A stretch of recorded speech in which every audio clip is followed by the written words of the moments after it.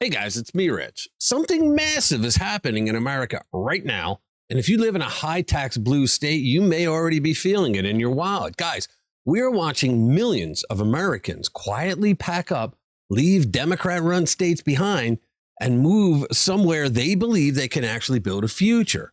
But what you'll soon find out if you stick with me to the end of this video is that this isn't just about taxes anymore. This is about freedom, opportunity, control, and whether hardworking people believe that their own state governments are working against them.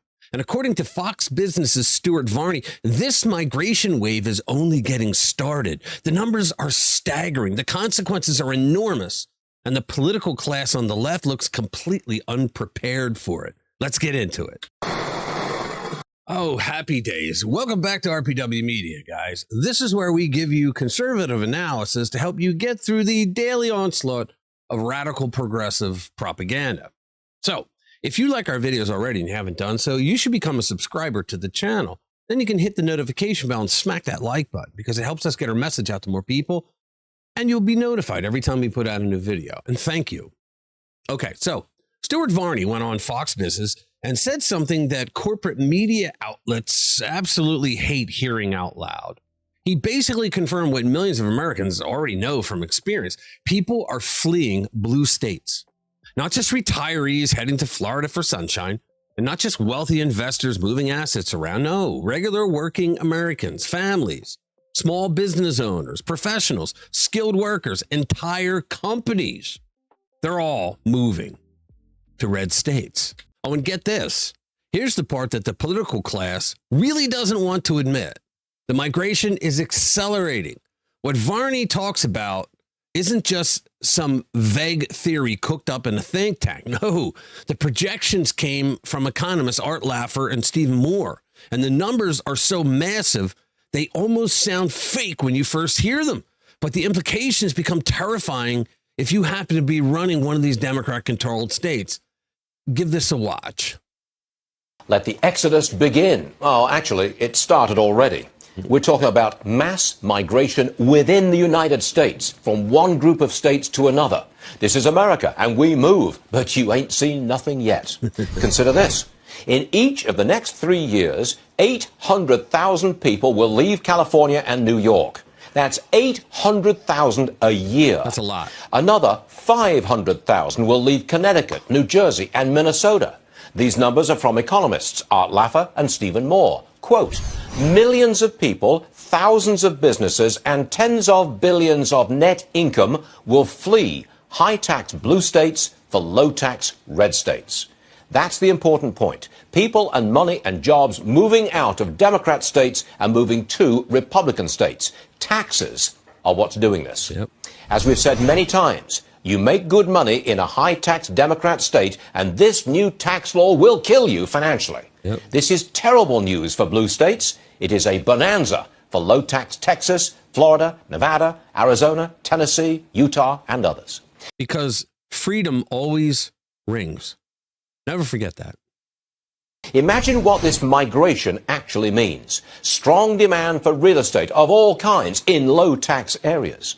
People with money will be flooding in. Growth. More jobs and business openings. Stronger state revenues. They may even be able to cut taxes. Imagine that.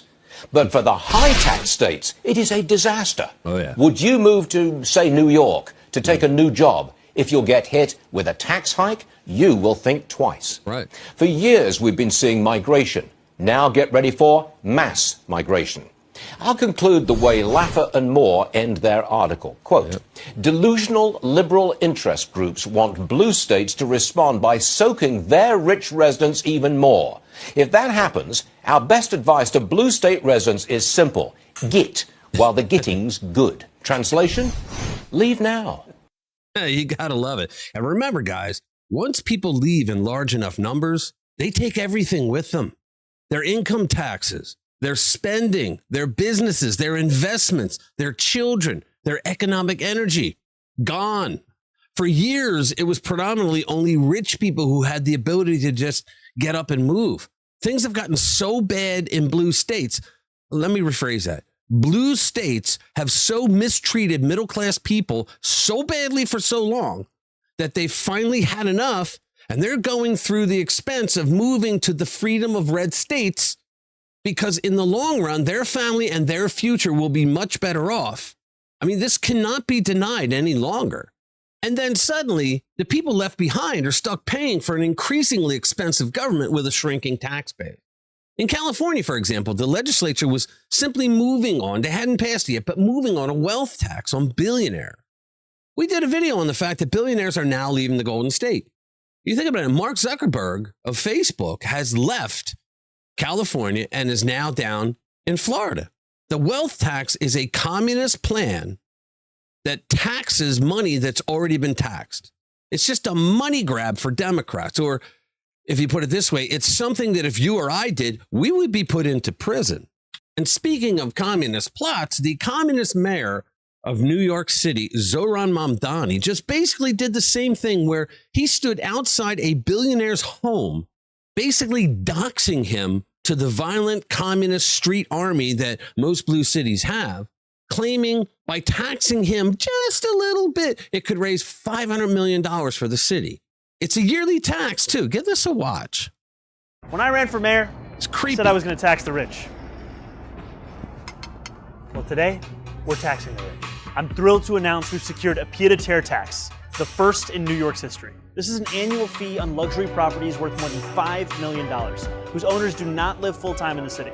Like for this penthouse, which hedge fund CEO Ken Griffin bought for $238 million. This pied-à-terre tax is specifically designed for the richest of the rich, those who store their wealth in New York City real estate. In other words, they're telling all the little communists that voted for him, the uneducated little communists that voted for him, that, hey, we're not going to bother you. We're going after those evil rich guys. Yeah, the evil rich guys that paid for a lot of the crap that you're able to get. But who don't actually live here. But even so, they're able to reap the huge financial rewards of owning property in, dare I say, the greatest city in the world. And most of the time, these units are sitting empty, since again, they don't actually live here.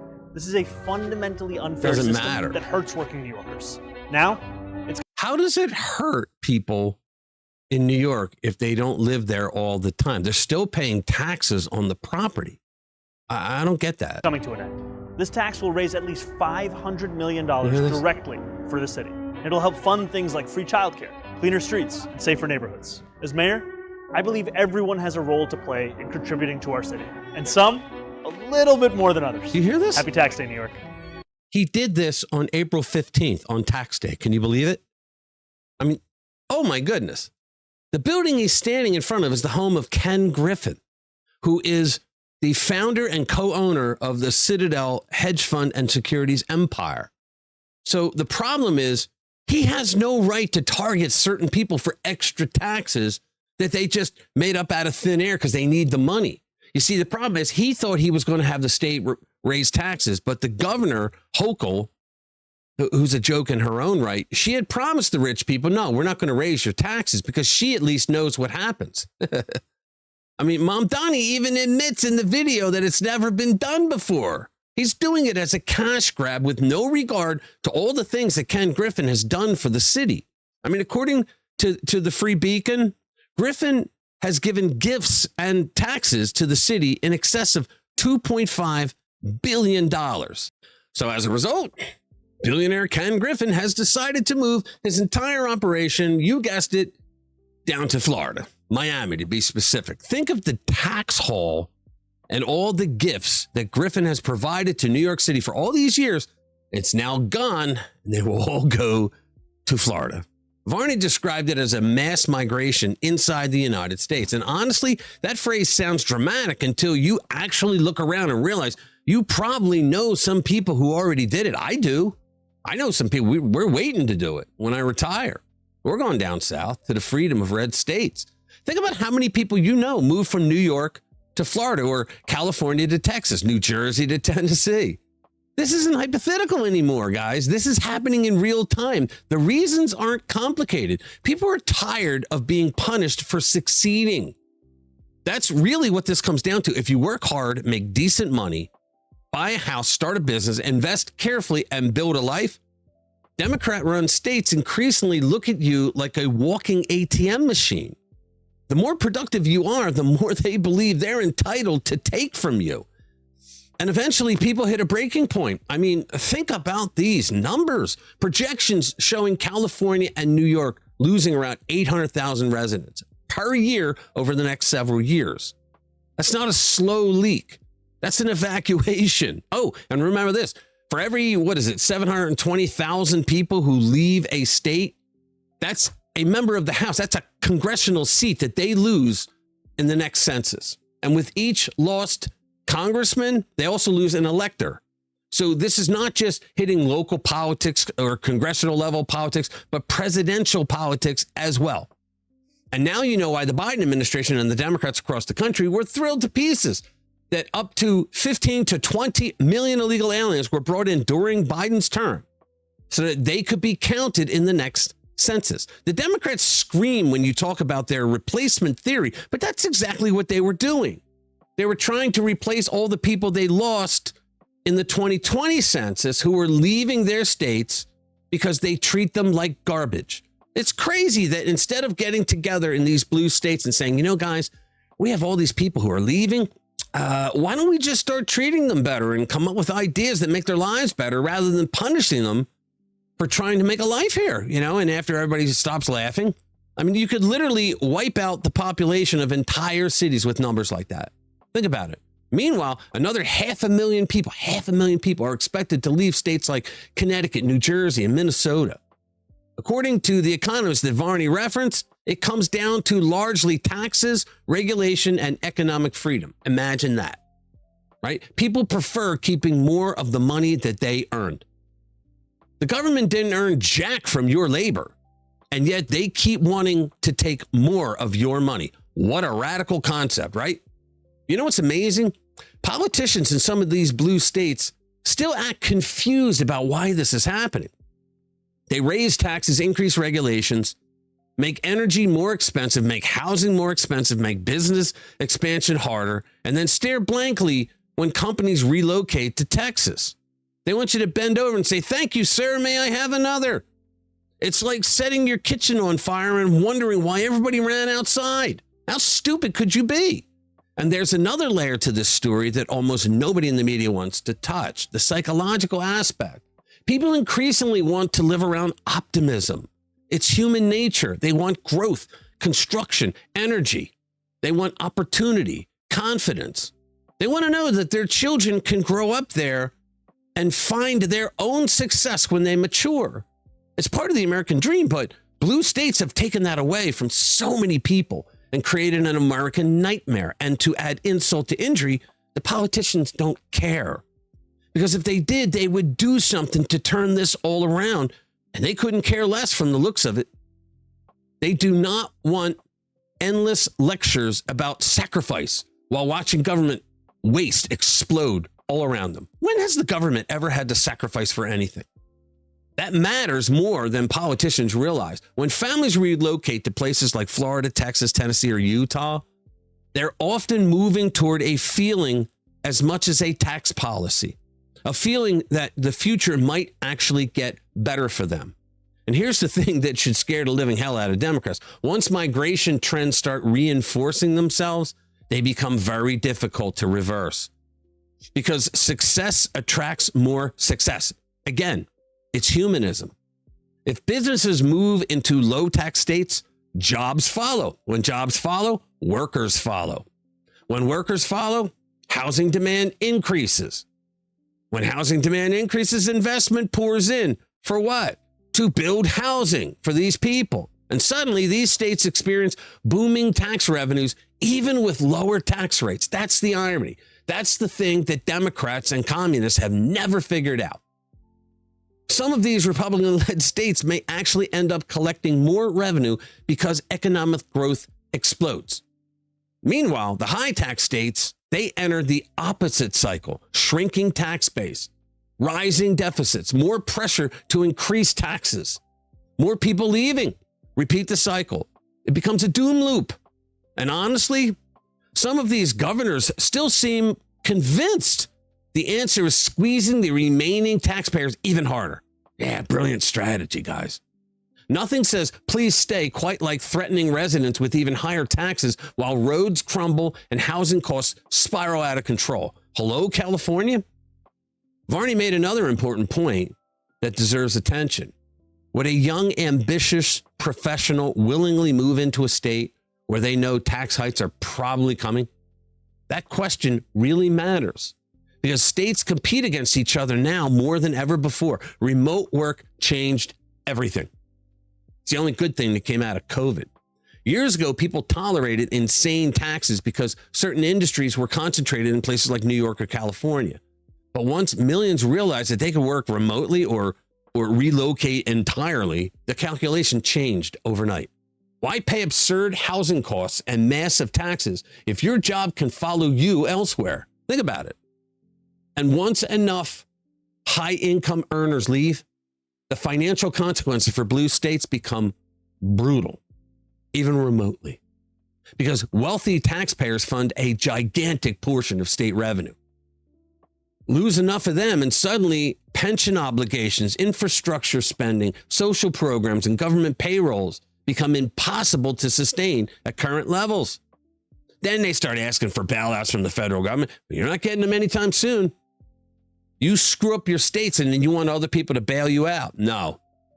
That's why this story matters far beyond politics. This is economic gravity. The gravity always wins eventually. Now, to be fair, states still have tremendous advantages, incredible universities, financial hubs, technology sectors, cultural influence, ports, infrastructure. But advantages only last so long if policymakers treat successful taxpayers like enemies of the state. At some point, people simply get up and leave.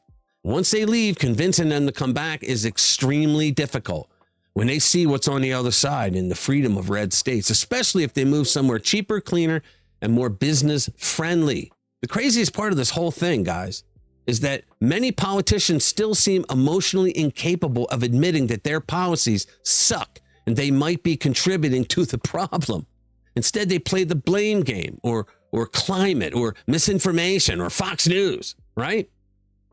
Anything except the possibility that ordinary Americans simply want more control over their own lives and finances, the money that they have earned. And honestly, that disconnect may end up accelerating the migration even more when you think about it. Because people can tolerate high taxes temporarily only. What they cannot tolerate is being ignored while paying them. That's the real danger here. And if Varney, Laffer, and Moore are even partially correct about this, this migration wave could completely reshape the political and economic map of the United States over the next decade. Hear, hear. Some states may boom like never before. Others may enter long-term decline. They're just going to, in blue states, they're just going to manage the decline as best they can. And the people making these decisions are increasingly doing it with a moving truck instead of a ballot box, because the ballot box hasn't worked for them. You got the same kooks and freaks running these blue states. That should terrify a lot of politicians. But for millions of Americans searching for affordability, opportunity, breathing room, if you will, it may also create one of the biggest economic shifts this country has seen in generations. And honestly, a lot of Americans appear ready for exactly that. You know, at the end of the day, people go where they believe that they can build a better life. It's that simple. That's always been true in America. Think about it. If states reward hard work, economic freedom, and opportunity, people will come. If they punish success and make life unaffordable, people will eventually leave. The bright side in this country still gives Americans choices, and millions are proving every day that freedom of movement may become the biggest political statement of all. So tell me what you think about this in the comments below. I like hearing from you guys. Thank you for watching. I'll see you in the next one.